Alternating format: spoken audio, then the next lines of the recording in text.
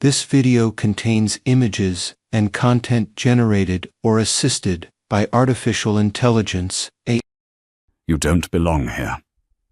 Those 4 words destroyed Beatrice Vance's 20-year career in exactly 10 seconds. She just didn't know it yet. Beatrice, a senior flight attendant with a superiority complex, thought she was protecting the exclusivity of first class by blocking a young black girl wearing a hoodie from boarding. She thought she was doing her job. She didn't realize that the girl's casual hoodie cost more than Beatrice's car, and more importantly, she didn't realize that the name on the girl's passport, Sterling, was the same name painted on the tail of the airplane. This is the story of how arrogance met its match, and the brutal, satisfying karma that followed. You won't believe how this ends. The air inside JFK International Airport's Terminal 4 was thick with the specific kind of tension that only holiday travel can manufacture. It was a humid July afternoon, and the humidity seemed to have bypassed the industrial air conditioning, settling like a heavy blanket over the shoulders of tired travelers.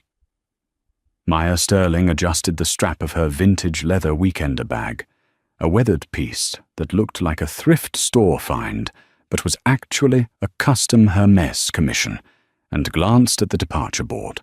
Flight SA 8822 to London Heathrow. On time. She pulled her hood up. It wasn't that she was trying to hide. She just wanted to disappear. At 22, Maya had spent her entire life in the spotlight of her father's empire, Sterling Airways, the fastest-growing luxury carrier in the transatlantic market. She was tired of the galas, tired of the board meetings she was forced to audit, and tired of being Marcus Sterling's daughter. Today, she just wanted to be Maya. She was flying to London to surprise her father for his birthday at the company's European HQ. But she hadn't told him she was coming. She wanted to experience the airline exactly as a paying customer would, without the red carpet that usually rolled out the second she stepped onto the tarmac. She looked down at her attire, oversized grey sweatpants, distinctively worn-in sneakers, and a black hoodie that swallowed her slender frame. To the untrained eye, she looked like a college student flying standby. To a trained eye, the sneakers were limited edition, Balenciagas, and the watch peeking out from her sleeve was a Patek Philippe. But Beatrice Vance did not have a trained eye. She only had a prejudiced one. Beatrice stood behind the podium at gate B32, her posture rigid, her uniform pressed to military precision. She was the lead flight attendant, a purser with 20 years of experience and a reputation that terrified junior staff. Beatrice didn't just serve passengers, she managed them. She viewed first class not as a service, but as a private club where she was the bouncer. "Excuse me," a man in a rumpled suit asked, approaching the podium. "Is there any chance of an upgrade? I have gold status." Beatrice looked him up and down, her lip curling slightly. "The cabin is full, sir. And even if it weren't, upgrades are processed automatically. Please wait for your zone." She dismissed him with a flick of her hand. Her colleague, a younger flight attendant named Sarah, looked uncomfortable. "Beatrice, we actually have 2 empty seats in first," Sarah whispered. "Mr. Henderson missed his connection." "Quiet, Sarah," Beatrice snapped, not bothering to lower her voice. "We keep those open for premium clientele or operational needs. I'm not filling my cabin with upgraders who drink all the champagne and don't know how to use the cutlery." Maya was standing 10 feet away, listening. She felt a prickle of irritation. This was exactly the kind of culture her father was trying to stamp out.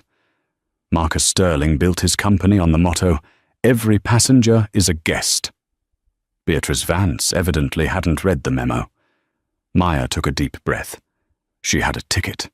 A full-fare, first-class ticket, booked under her middle name, Elena, to avoid flagging the VIP system.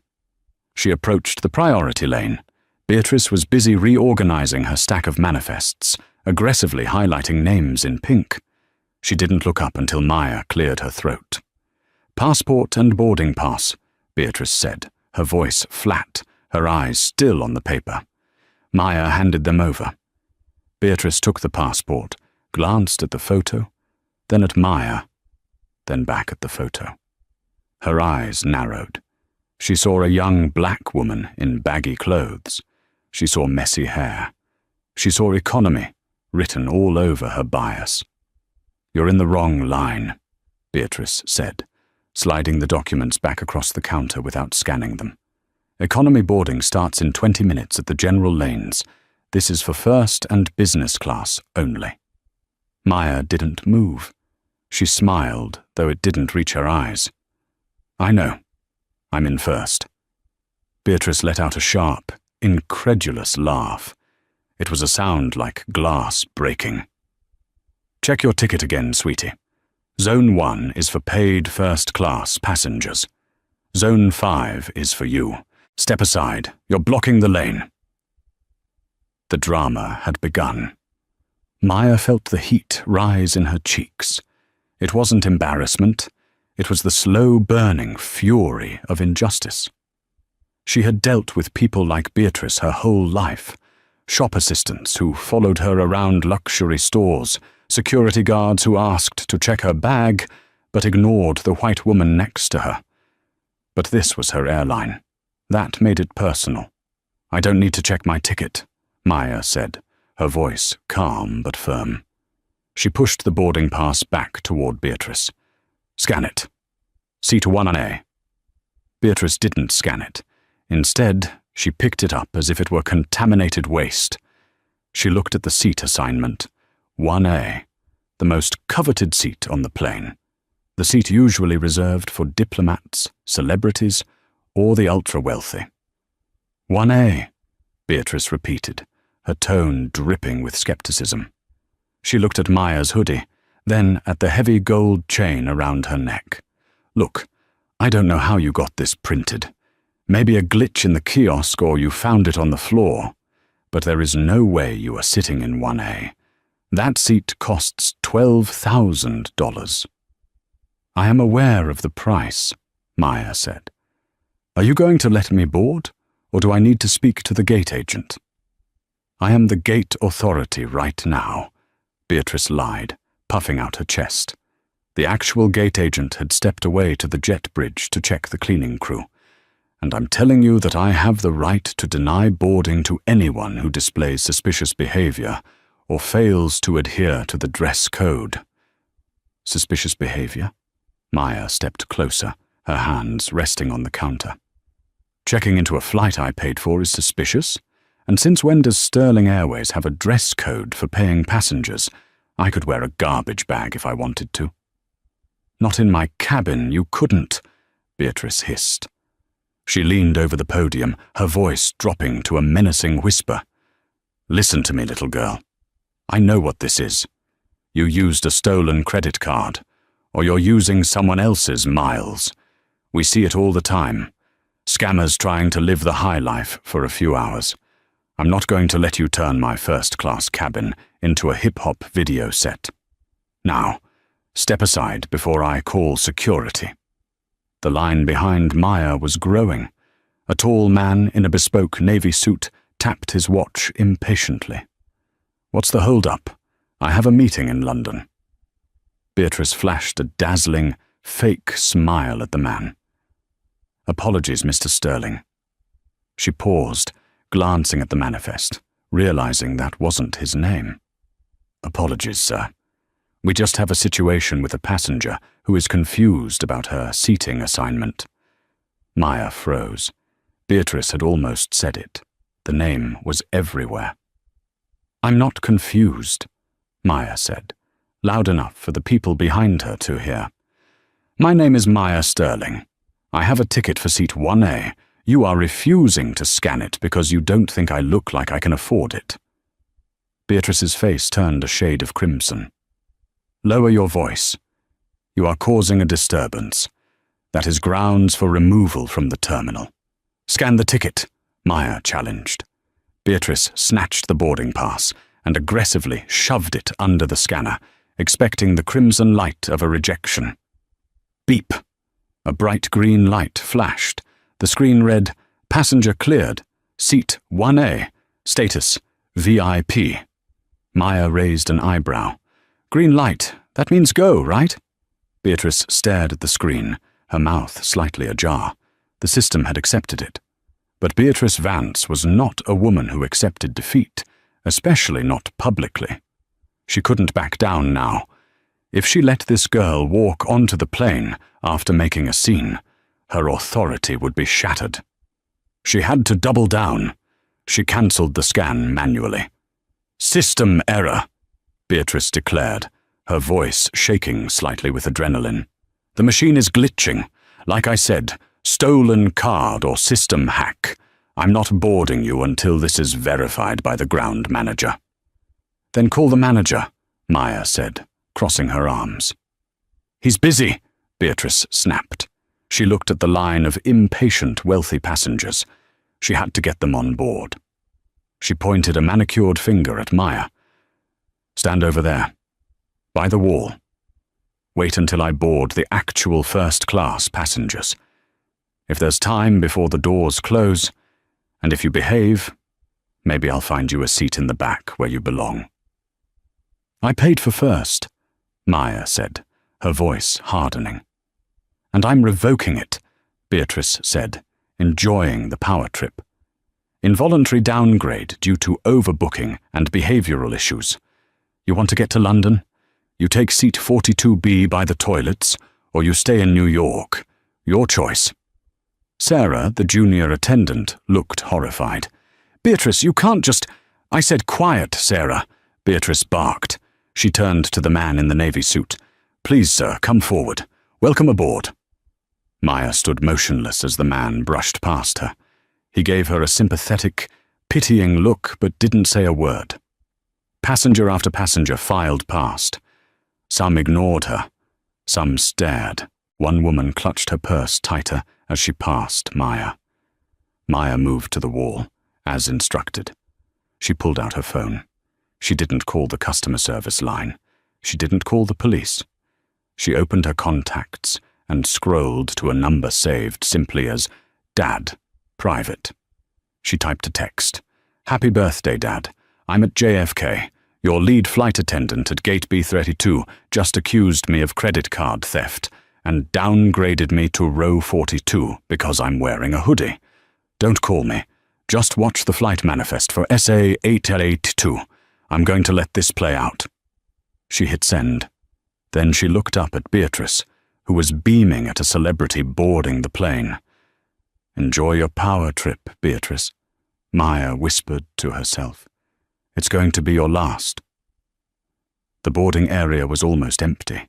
The last of the Zone 4 passengers, families with strollers, backpackers, and confused tourists, had disappeared down the jet bridge. Maya stood by the wall, her phone buzzing silently in her pocket. She didn't check it.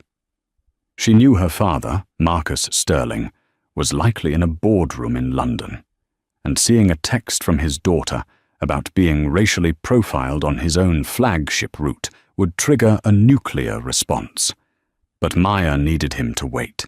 She needed Beatrice to dig the hole so deep that she could never climb out. "All right, you," Beatrice called out, not looking up from her computer screen. "You can board now.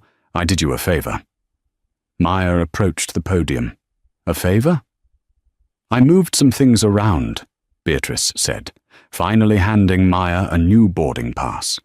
It was printed on thin, flimsy thermal paper, not the heavy card stock used for first class.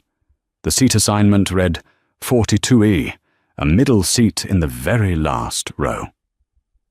Seat 1A is occupied by a gentleman who actually appreciates the value of the experience. You'll be in the rear.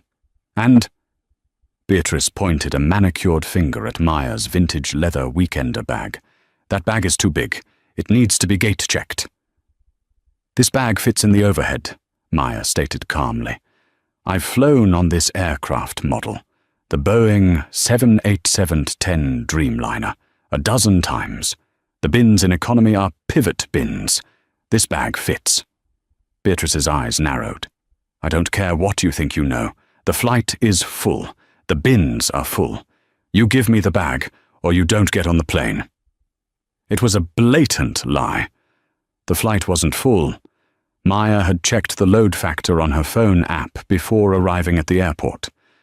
Beatrice just wanted to strip her of her dignity, piece by piece. She wanted to separate Maya from her possessions, make her feel small, and force her to sit in the worst seat on the plane. Maya looked at the bag. It contained her laptop, her jewelry, and a prototype design for the airline's new cabin interiors that she was bringing to show her father. I'll check it, Maya said, her voice icy. She unzipped the bag, pulled out her laptop and the small folder with the designs, and handed the leather bag to Beatrice. Be careful with it. It's vintage. Beatrice scoffed, grabbing the handle roughly and tossing it onto the pile of strollers and wheelchairs to be taken down to the cargo hold. It looks like it came from a dumpster. Now get moving, you're holding up departure. Maya walked down the jet bridge. The cool air of the transition tunnel hit her face, smelling of jet fuel and recycled air. She stepped onto the plane. The lighting in the cabin was set to a soothing amber and violet, a signature of Sterling Airways meant to reduce jet lag. To the left was the sanctuary of first class. To the right was the long, narrow aisle leading to economy. Maya paused. She looked left. In seat 1A, her seat, sat the man in the navy suit, Mr. Pemberton. He was already settled in, sipping a glass of Dom Perignon, his feet resting on the ottoman. Beatrice was right behind Maya, literally herding her. Keep moving, Beatrice whispered near Maya's ear. Don't even look in there. That world isn't for you. Maya turned right. The walk to row 42 felt like a mile. She passed the business class pods, where businessmen were adjusting their noise-cancelling headphones. She passed the premium economy section. Finally, she reached the main economy cabin. It was chaotic. People were shoving suitcases into bins, arguing over armrests, and complaining about the heat. Maya navigated through the sea of bodies until she reached the very back. Row 42. It was right next to the lavatories. The smell of strong chemical disinfectant was already wafting through the air.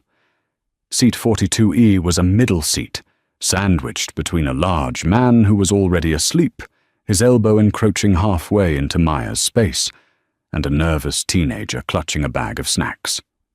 Maya sat down. The seat was stiff. The legroom was non-existent. She placed her laptop on her lap and closed her eyes. Ladies and gentlemen, welcome aboard Sterling Airways flight SA-882 with service to London Heathrow.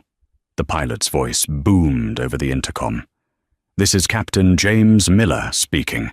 We're looking at a smooth ride across the Atlantic tonight.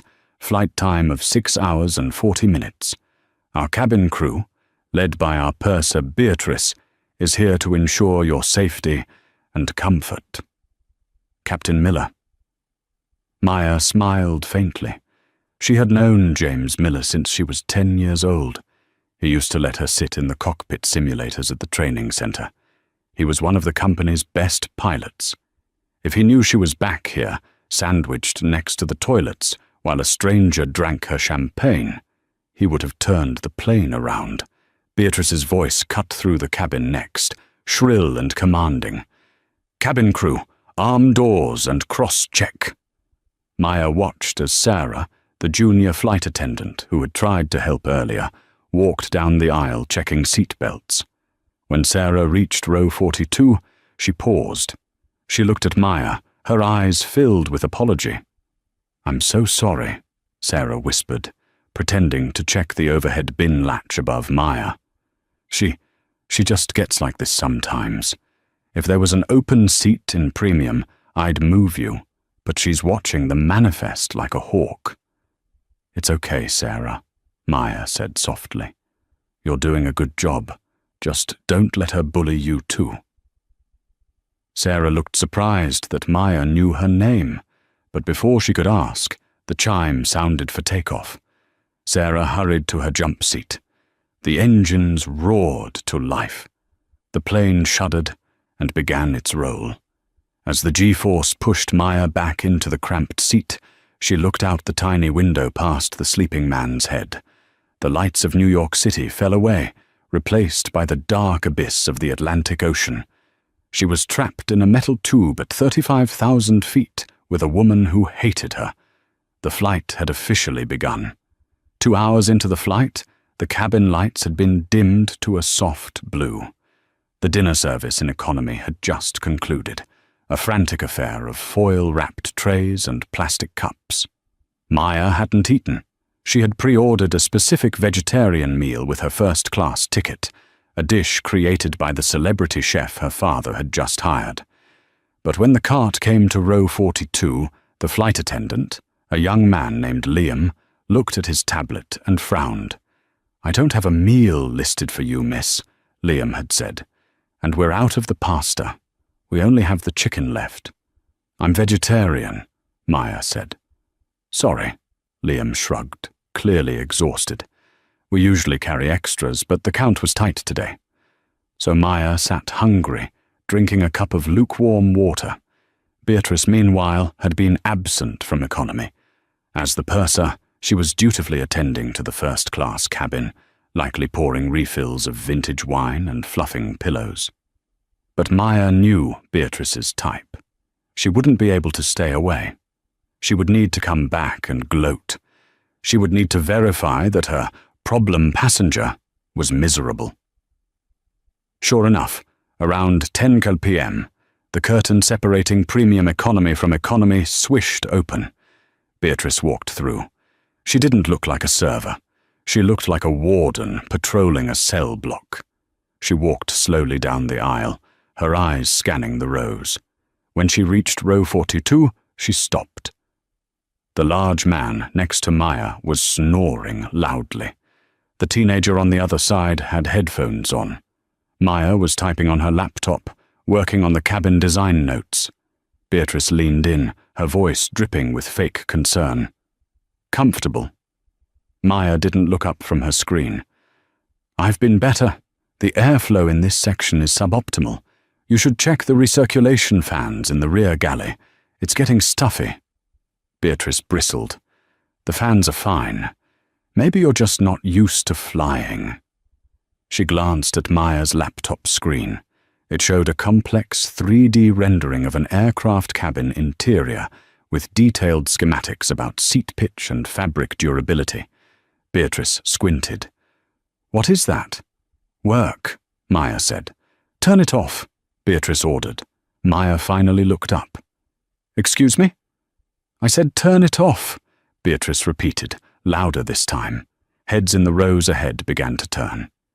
"Company policy strictly forbids unauthorized recording or mapping of the aircraft interior."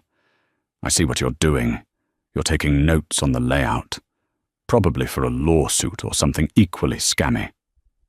"I am not mapping the aircraft," Maya said, her patience thinning.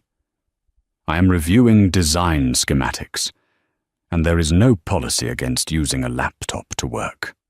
"There is when the captain says so," Beatrice lied, "and as the lead flight attendant, I speak for the captain. We have strict intellectual property rules. You are making passengers uncomfortable with that. Surveillance." "Surveillance?" Maya laughed, a cold, sharp sound. "Beatrice, you are reaching.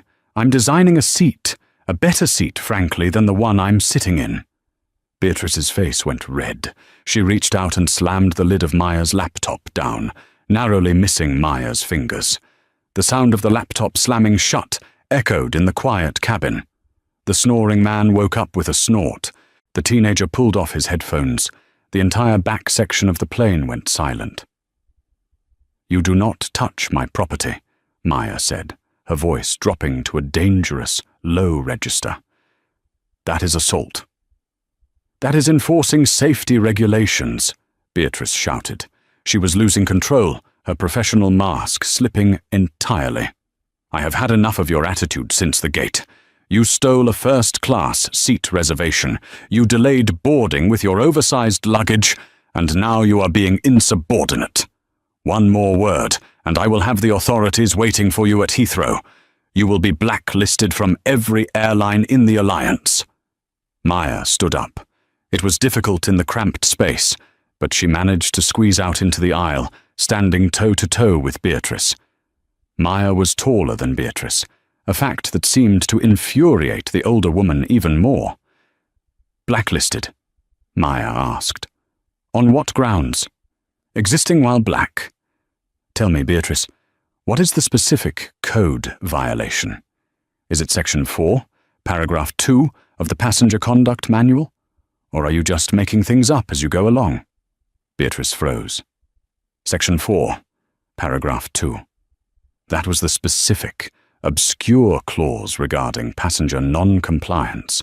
Most crew members didn't even know the exact citation. You looked that up," Beatrice stammered. "No," Maya said. "I wrote it." Beatrice blinked. "What?" "I helped draft the conduct revisions last year during the corporate restructure," Maya said, her voice steady. "Just like I know that you are currently in violation of Service Standard 404, harassment of a passenger, and by entering the economy cabin solely to antagonize a specific guest, you are neglecting your duties in the forward galley." "Who are you?" Beatrice whispered, a flicker of genuine fear finally entering her eyes. "Who do you work for? The union? The FAA?" Maya smiled. "I don't work for the union." Before Beatrice could respond, the flight interphone handset at the rear galley station buzzed loudly. Ding, ding, ding. It was the specific chime for a call from the cockpit, not a routine call, a priority call.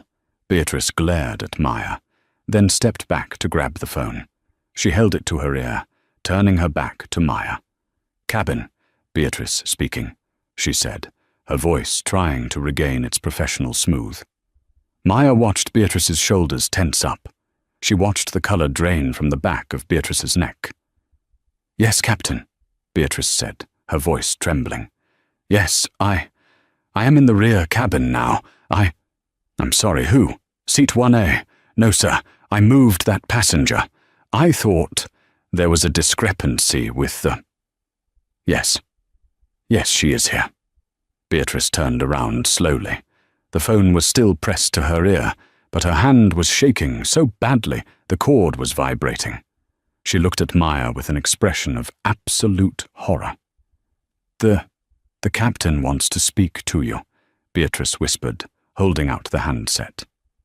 Maya didn't move to take it. "Tell Captain Miller I'm busy being harassed.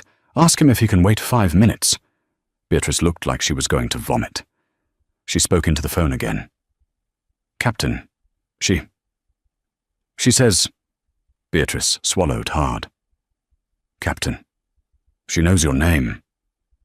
There was a pause, and then Beatrice winced, pulling the phone away from her ear as a loud, angry voice barked from the other end. "Bring her to the flight deck immediately," Beatrice said, her voice hollow. And he said to bring the champagne." Maya adjusted her hoodie. She picked up her laptop. She looked at the passengers in row 42, who were watching the scene with wide eyes. "Sorry for the disturbance, everyone," Maya said politely. "Mrs. Higgins," she nodded to the lady across the aisle, "try the chamomile tea. It helps with the altitude." Maya stepped into the aisle. She looked at Beatrice, who seemed to have shrunk 3 inches. "Lead the way, Beatrice," Maya said. "I believe I have a seat waiting for me." The walk back to the front of the plane was very different from the walk to the back. This time, Beatrice walked ahead, her head bowed, looking like a prisoner marching to the gallows. Maya walked behind her, head high. As they passed through the curtain into business class, the mood shifted. The air was cooler. The smell of fresh coffee replaced the smell of disinfectant. They reached the front galley. Beatrice stopped outside the cockpit door. She looked terrified to even knock. "Open it," Maya commanded. Beatrice entered the code. The heavy reinforced door clicked open. Captain James Miller turned in his seat. He was a silver-haired man with kind eyes that were currently narrowed in fury. He looked at Beatrice, then he looked past her to Maya. His face softened instantly. "Maya!" Captain Miller unbuckled and twisted around. "Good Lord, when Marcus messaged me via ACARS saying you were on board and being held hostage in row 42, I thought he was joking." "Hi, Captain Jim." Maya smiled, leaning against the doorframe. "I wish he was joking. Beatrice here seems to think I'm a credit card scammer who stole a hoodie." Captain Miller's gaze snapped back to Beatrice. The look he gave her was withering. "Beatrice, do you know who this is?"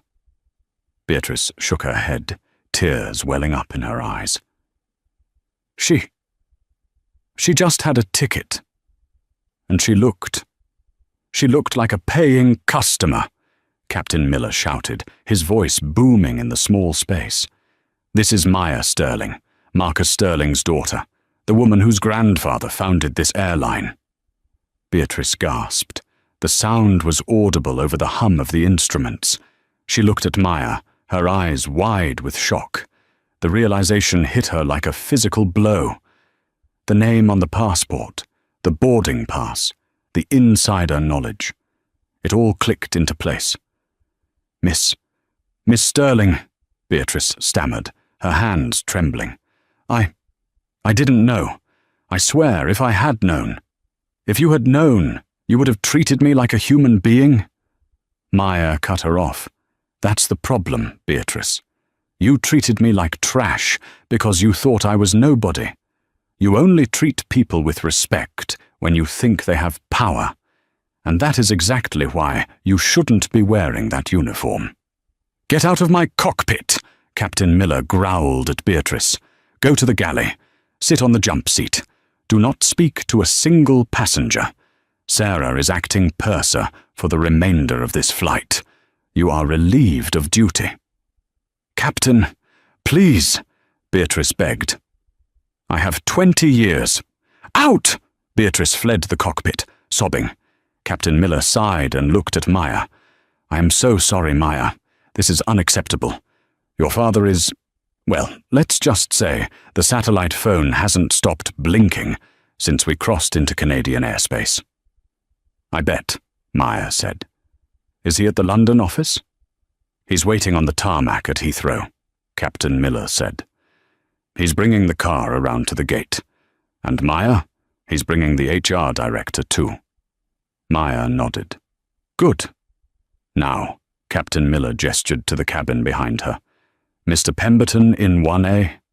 I believe he's sitting in your seat." "He is," Maya said. "I'll handle it," Miller said, reaching for the PA system. "No." Maya put a hand on his arm. "Let me do it. I want Beatrice to watch." Maya stepped out of the cockpit, the heavy reinforced door clicking shut behind her. The atmosphere in the forward galley had changed completely. It was no longer a workspace. It was a funeral parlor. Beatrice sat on the small, fold-down jump seat near the door, her face buried in her hands. Her perfect bun was slightly askew, a single strand of hair falling across her forehead, the first crack in her armor. She looked up as Maya passed.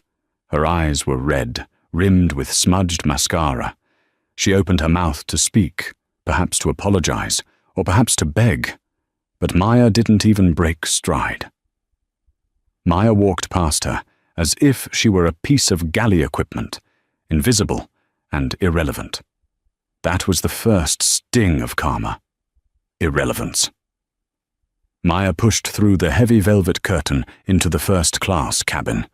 It was a sanctuary of hushed tones and clinking silverware. The scent of warmed macadamia nuts and expensive cologne filled the air.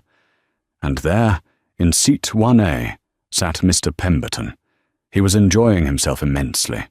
He had fully reclined the seat into a lounge position. His shoes were off. He was watching a movie on the large 4K screen while picking at a plate of smoked salmon, the appetizer intended for Maya.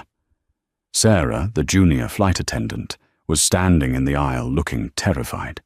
She held a fresh bottle of champagne, but seemed unsure whether to pour it or run away. When she saw Maya emerge from the front galley, not in handcuffs but walking with the confidence of a CEO, Sarah's eyes widened. Maya walked up to seat 1A and tapped the console. Mr. Pemberton paused his movie. He looked up, annoyed. When he saw the hoodie, his lip curled.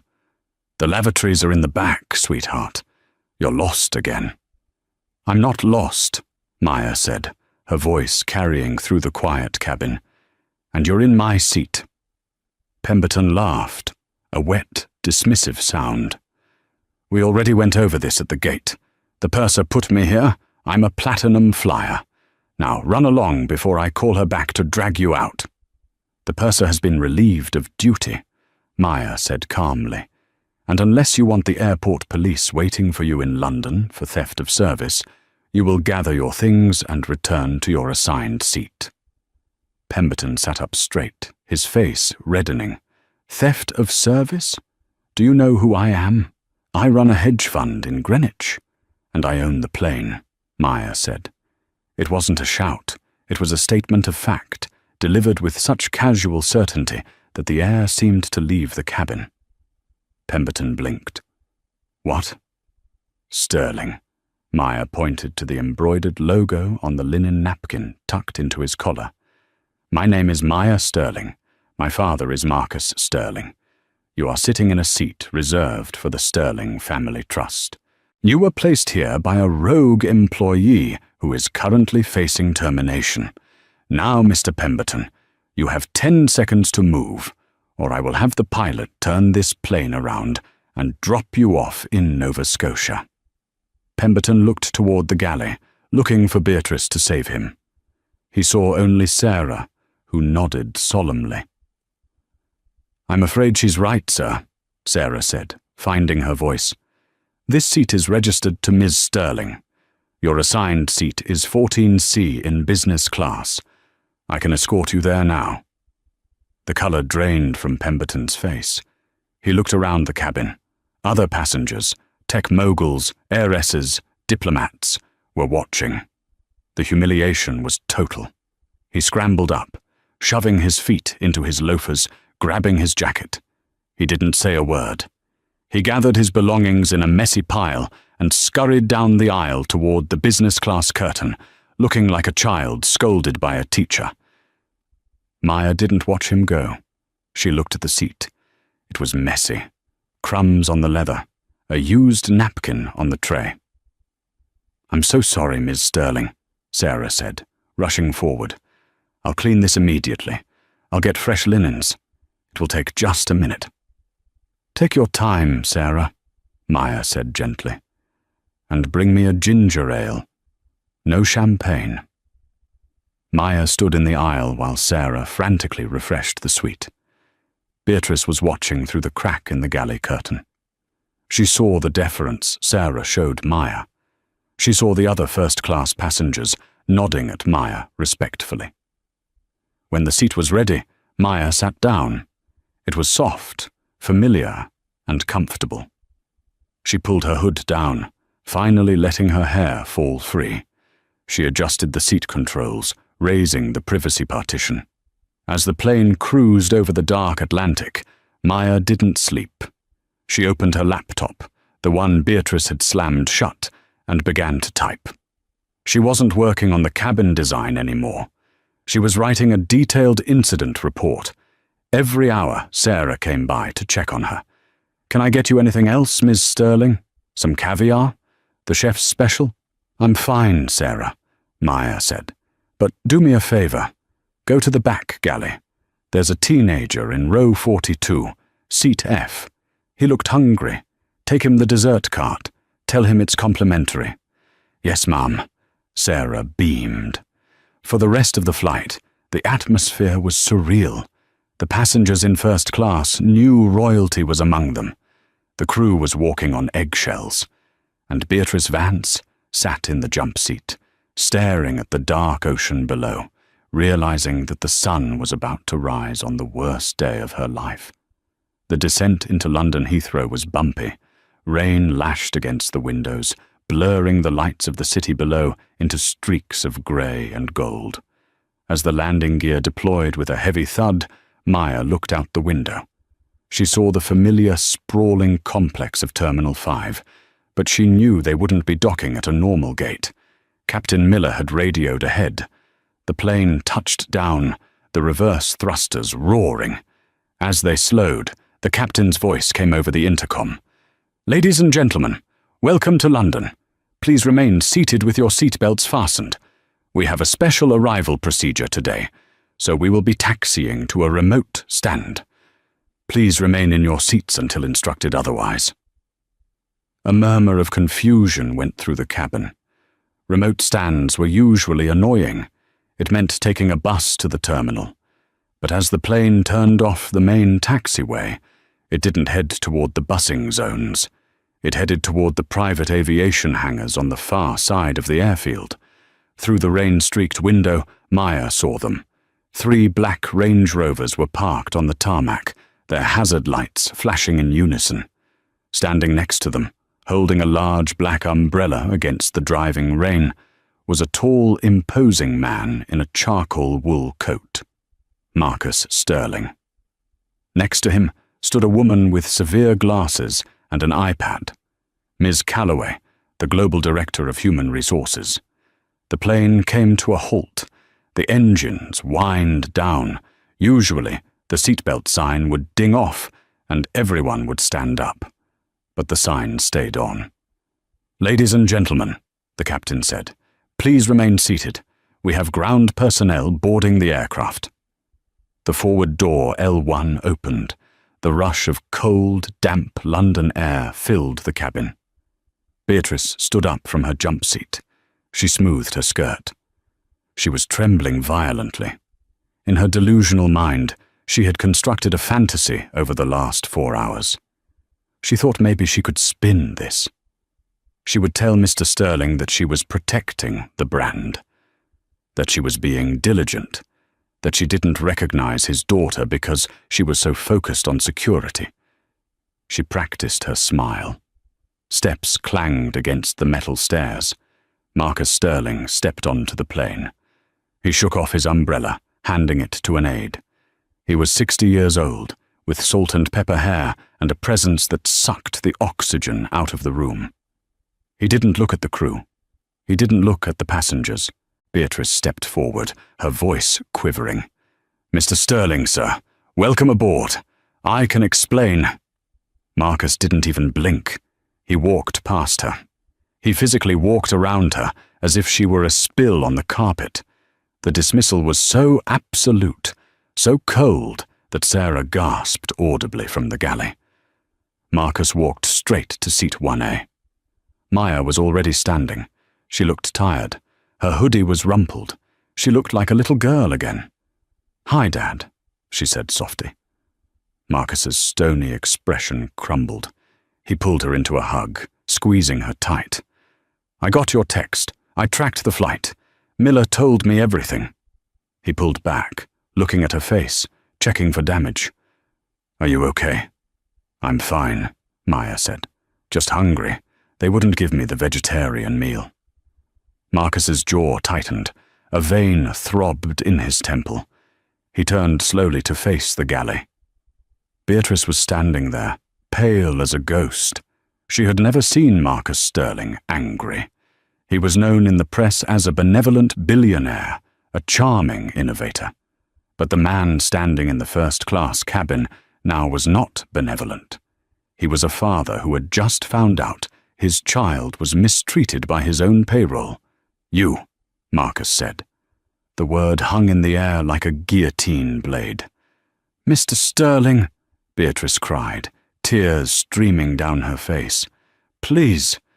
I didn't know it was her. She was wearing a hoodie. She looked like a passenger, Marcus said, his voice dangerously low. "My company motto is, every passenger is a guest." "Do you know who wrote that, Ms. Vance?" You did, sir, Beatrice sobbed. No, Marcus pointed to Maya. She did, when she was 12 years old, for a school project. I liked it so much I made it the company ethos. You have spent the last 7 hours violating the very core of this airline's identity. Ms. Calloway, the HR director, stepped forward. She didn't shout. She didn't make a scene. She simply held out a tablet and a stylus.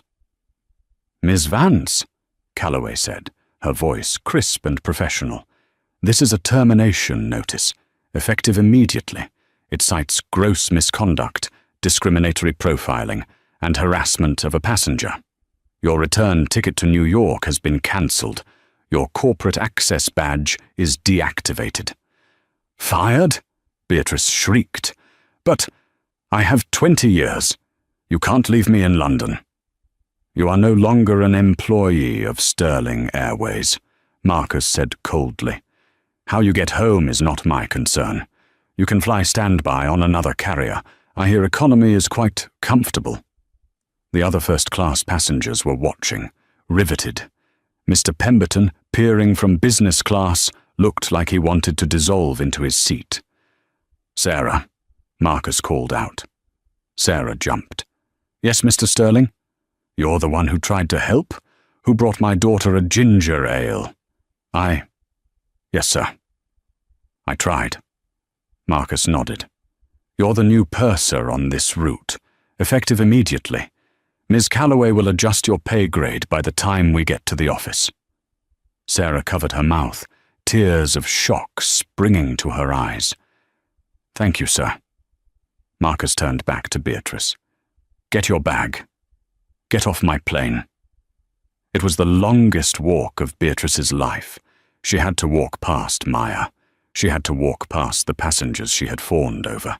She had to walk past Sarah, her former subordinate. She grabbed her purse from the crew locker, her hands shaking so badly she dropped her lipstick. No one helped her pick it up. She stepped out onto the metal stairs, into the pouring London rain. There was no luxury car waiting for her, just a shuttle bus and a long, lonely ride to the terminal as a civilian. Marcus put his arm around Maya. Come on, the car is warm, and I have a chef waiting at the house who knows how to make that pasta you like. Wait, Maya said. She turned back to the cabin. She looked at the passengers. I'm sorry for the delay, everyone. Drinks are on the house. A cheer went up from the cabin. Maya and her father walked down the stairs, leaving the plane behind. But the story wasn't over. The fallout was just beginning, and the internet was about to find out exactly what happened on Flight SA-882. Karma, as Beatrice Vance was about to learn, moves faster than a Boeing 787. While Beatrice was dragging her suitcase through the rain to a budget motel near Heathrow Airport, having discovered that her corporate credit card was already deactivated, a video was starting to trend on TikTok. It hadn't been filmed by Maya. It had been filmed by a teenager standing in line at gate B32 back in New York. The caption read, "Flight attendant tries to shame girl in hoodie, doesn't realize she owns the airline." Rak Karma, Sterling, Airways hwashta fired. The video was shaky, but the audio was crystal clear. It captured the exact moment Beatrice sneered, "You don't belong here," and Maya's calm, icy response. By the time Beatrice woke up the next morning in a cramped room that smelled of stale cigarettes, the video had 14 million views. The internet detectives had gone to work. They had identified Beatrice within hours. The hashtag #YahooByBeatrice was trending worldwide. Beatrice sat on the edge of the sagging bed, scrolling through her phone with trembling fingers. Her inbox was full of hate mail. Her LinkedIn profile was being bombarded with comments. She tried to call her union representative in New York, desperate for a lifeline. "I can't help you, Beatrice," the rep said, his voice cold. "We reviewed the footage. You violated 6 counts of the anti-discrimination clause and 3 counts of the passenger Bill of Rights, and you did it to the chairman's daughter. You're radioactive. No airline will touch you." "But I have experience," Beatrice screamed into the phone. "I was a purser." "You were a liability," the rep said. "Good luck, Beatrice." The line went dead. Beatrice was stranded in London. She had to buy her own ticket home. She couldn't afford a direct flight on a major carrier, and certainly not on Sterling Airways. She ended up booking a seat on a budget charter airline, a no-frills carrier known for delays and cramping. The irony was suffocating. Beatrice Vance, the woman who had sneered at economy passengers for 20 years, was now standing in a 3-hour security line at Luton Airport. When she finally boarded the plane, there was no reserved overhead bin. She was forced to check her bag. She walked down the aisle, searching for her seat. It was in the last row. "Excuse me," she muttered to the flight attendant, a young woman who looked exhausted. "Is there any water?" "Water costs £3, the girl said, snapping her gum. "Card only." Beatrice sank into her seat. The legroom was non-existent. Her knees pressed into the plastic tray table. As the plane taxied, she looked out the window and saw a gleaming Sterling Airways jet taking off in the distance. It was headed for New York, filled with passengers enjoying the service she used to command. She closed her eyes, and a single tear rolled down her cheek. She was finally sitting exactly where she belonged. Meanwhile, in the Sterling Airways boardroom in London, the atmosphere was very different. Maya sat at the head of the table, dressed in a sharp blazer, her hair pulled back. Marcus Sterling sat to her right, beaming with pride. "The incident with Miss Vance was unfortunate," Maya addressed the board members. "But it highlighted a flaw in our training. We prioritize luxury over humanity. That ends today." Maya slid a folder across the table. "This is the Sterling Standard Initiative," she announced. "New uniforms are optional. Hoodies are allowed in first class if the passenger pays for the seat. And we are implementing a new blind service protocol where staff are trained to treat every passenger as if they are the CEO's daughter. Because, as we learned, you never know when they might be." The board members nodded in agreement. The stock price hadn't dipped. In fact, it had gone up. The public loved the story. They loved that the arrogant gatekeeper had been taken down by the undercover heiress. Sarah, the newly promoted purser, was featured in the company newsletter that week. She was smiling, holding a tray of champagne. The caption read, "Kindness is the ultimate luxury."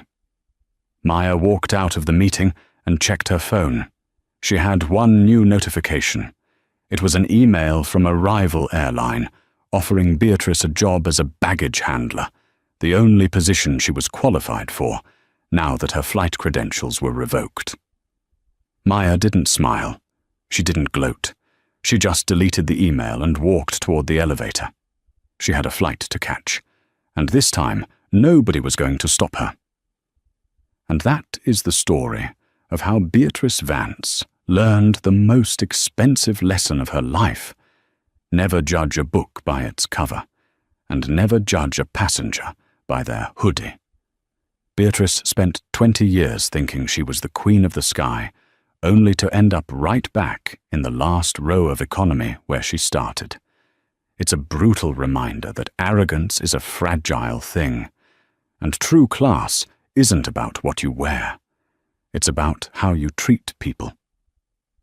What do you guys think? Did Beatrice deserve to be fired on the spot, or was leaving her stranded in London too harsh? I want to hear your opinion in the comments below. Let's get a debate going. If you enjoyed this story of instant karma and justice, please smash that like button. It really helps the channel grow. And don't forget to subscribe and hit the notification bell so you never miss a story. We have a crazy tale coming up next week about a landlord who evicted a tenant, unaware he was an undercover FBI agent. You won't want to miss that. Thanks for watching, and stay humble.